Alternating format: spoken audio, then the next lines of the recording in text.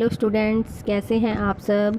आज मैं आपको परीक्षा में कैसे सफलता प्राप्त करें उसके कुछ सूत्र बताऊंगी। देखिए, सबसे पहले काम को टालने की आदत छोड़ें।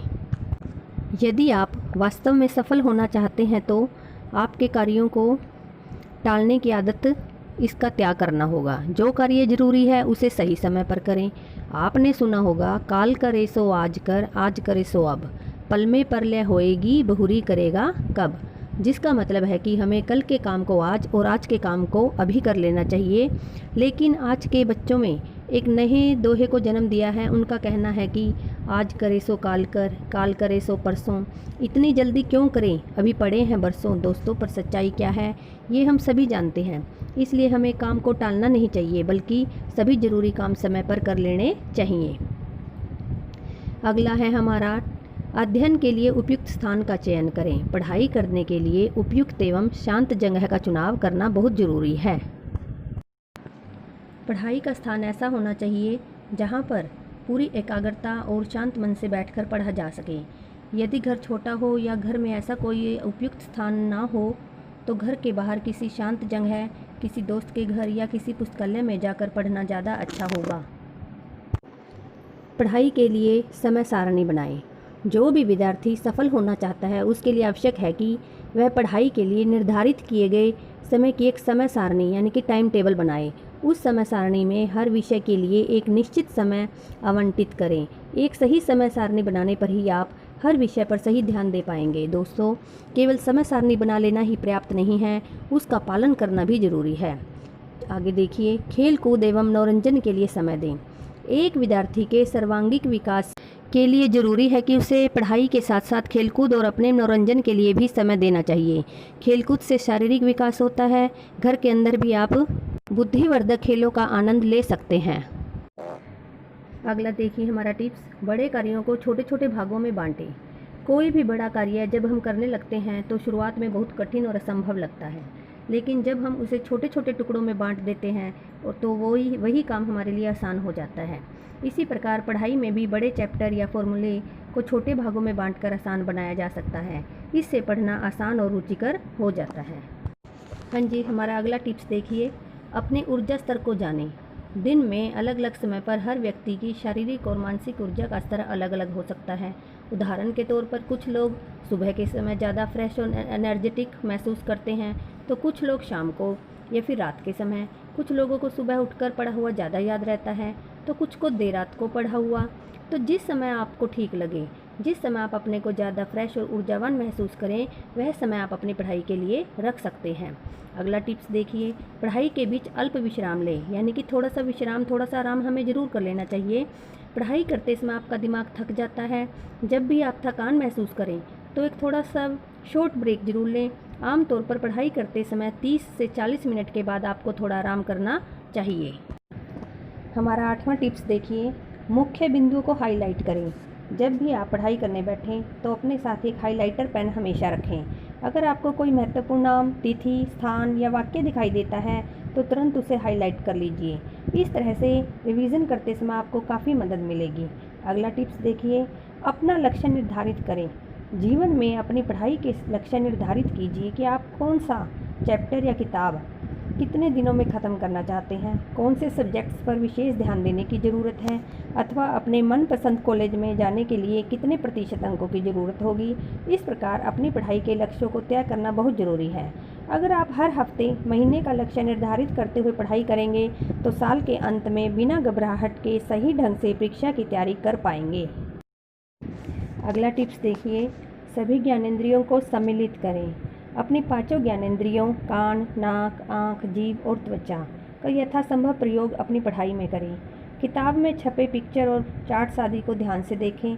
यदि संभव हो तो लैब में प्रैक्टिकल करें या विषय से संबंधित मॉडल को छू कर देखें। आजकल किताबों के साथ सीढ़ी भी आती है, इन सीढ़ी से भी विषय को समझने में हमें काफ़ी मदद मिलती है। अब हमारा अगला टिप्स देखिए, बुद्धिवर्धक तकनीकों का प्रयोग करें। यदि आप बुद्धिवर्धक तकनीकों के बारे में जानते हैं या आपने इन्हें कहीं से सीखा है तो इनका प्रयोग अपनी पढ़ाई में ज़रूर कीजिए। ये टेक्निक्स बहुत ही वैज्ञानिक और रिजल्ट ओरिएंटेड होती हैं। अगला टिप्स देखिए, संतुलित भोजन करें। एक पुरानी कहावत है, जैसा अन्न वैसा मन, जिसका अर्थ है कि व्यक्ति जैसा अन्न खाता है वैसा ही उसका मन और शरीर बनता है। यह बहुत ज़रूरी है कि आप संतुलित भोजन लें। कोल्ड ड्रिंक्स और पिज़्ज़ा व बर्गर जैसे जंक फूड से बचें। भोजन का सही तरीका है कि आप सुबह का नाश्ता भारी, दोपहर का भोजन उससे हल्का और रात का भोजन उससे भी हल्का लें। यदि संभव हो तो रात के भोजन में केवल सलाद और द्रव्य पदार्थ ही लें, अर्थात सैलड और लिक्विड ही लें। हाँ जी बच्चों, हमारा अगला टिप्स देखिए, शरीर को स्वस्थ रखें, क्योंकि एक स्वस्थ शरीर में ही एक स्वस्थ मन निवास करता है। इसलिए सुबह के समय सैर पर जाएं और अपने सामर्थ्य के अनुसार व्यायाम करें। जितना स्वस्थ आपका शरीर होगा उतने ही आप एक्टिव और आत्मविश्वास से भरे रहेंगे। अगला देखिए, प्रश्नों का उत्तर खोजें। यह आदत हर बच्चे के अंदर होनी चाहिए। यदि आपके मन में कोई प्रश्न है या किसी प्रश्न का उत्तर आपको समझ नहीं आता तो निसंकोच अपने अध्यापक से सहायता मांगें। हो सकता है कि ज़्यादा या बार बार प्रश्न पूछने के लिए आपके अध्यापक आपको डांट दें, पर विश्वास कीजिए कि जो विद्यार्थी वास्तव में सीखने की इच्छा रखते हैं वो हमेशा सफलता प्राप्त करते हैं। हाँ जी, आगे देखिए, सभी संसाधनों का प्रयोग करें। पढ़ाई के लिए उपलब्ध सभी संसाधनों का भरपूर प्रयोग करें। किताबों को ध्यान से पढ़ें, पुस्तकालय में जाएं, अपने अध्यापकों और अभिभावकों से सहायता लें, दोस्तों और बड़े भाई बहन से मदद मांगें। इंटरनेट और टेलीविज़न आदि सभी उपलब्ध संसाधनों का सकारात्मक प्रयोग अपनी पढ़ाई के लिए करें। अगला देखिए, ब्लैक कार्ड्स का प्रयोग करें। पढ़ते समय किसी विशेष बात या किसी उत्तर के मुख्य बिंदुओं को लिखने के लिए आप छोटे छोटे साइज़ के ब्लैंक कार्ड्स या पर्चियों का प्रयोग कर सकते हैं। ये कार्ड्स आपको रिवीजन करते समय काफ़ी मददगार साबित होंगे, परंतु सावधान, इसका अर्थ यह नहीं कि निकाला जाना चाहिए कि आप इन्हें परीक्षा के समय नकल के रूप में प्रयोग करें। अपने आप को प्रोत्साहित करें। परीक्षा भवन में जाने से पहले स्वयं को मोटिवेट करें, अर्थात प्रोत्साहित करें।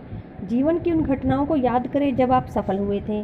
अपने आप को विश्वास दिलाएं कि आप पहले भी कठिन परिस्थितियों और परीक्षाओं में सफल हो चुके हैं। इस परीक्षा में भी आप जरूर अच्छे अंकों के साथ सफल होंगे। इस प्रकार के सकारात्मक विचारों से आपका मनोबल बढ़ेगा और आप परीक्षा में अधिक बेहतर प्रदर्शन कर पाएंगे। हाँ जी, अगला टिप्स देखिए, प्रश्न पत्र को ध्यानपूर्वक पढ़ें। जब भी आप कोई परीक्षा देते हैं तो उत्तर लिखना शुरू करने से पहले प्रश्न पत्र को कम से कम 2 बार ध्यानपूर्वक पढ़ लें। यह सुनिश्चित कर लें कि प्रश्न क्या है और उसका सही उत्तर क्या होगा। कई बार घबराहट में हम प्रश्न समझ ही नहीं पाते और गलत उत्तर लिख देते हैं। अगला टिप्स देखिए, अधिक मात्रा में जल लें। विज्ञान इस बात को प्रमाणित कर चुका है कि शरीर में जल का स्तर जितना अधिक रहता है उतना ही हमारा मस्तिष्क अधिक कुशलता के साथ कार्य करता है। इसलिए अधिक मात्रा में पानी पीना चाहिए। पढ़ाई करते समय अपने पास पानी की एक बोतल जरूर रखनी चाहिए। अगर संभव हो तो परीक्षा केंद्र में भी अपने साथ एक पानी की बोतल लेकर जाएं और समय समय पर पानी पीते रहें। अगला टिप्स देखिए, शांत हो जाएं। परीक्षा में यदि उत्तर याद करने में कठिनाई हो तो घबराने की आवश्यकता नहीं है। घबराहट से स्थिति और भी अधिक बिगड़ सकती है। आंखें बंद करके कुछ पल के लिए चुपचाप बैठ जाएं और गहरी सांस लें। इससे आपके मन को शांत करने में सहायता मिलेगी। फिर धीरे धीरे उत्तर याद करने की कोशिश करें। जो भी मुख्य बिंदु अर्थात मेन पॉइंट आपको याद आए उसे कागज पर लिख लें। यदि आप सफलता के ये 20 सूत्र अपनाएंगे तो आप कभी भी हारेंगे नहीं और परीक्षा में हमेशा सफल होंगे।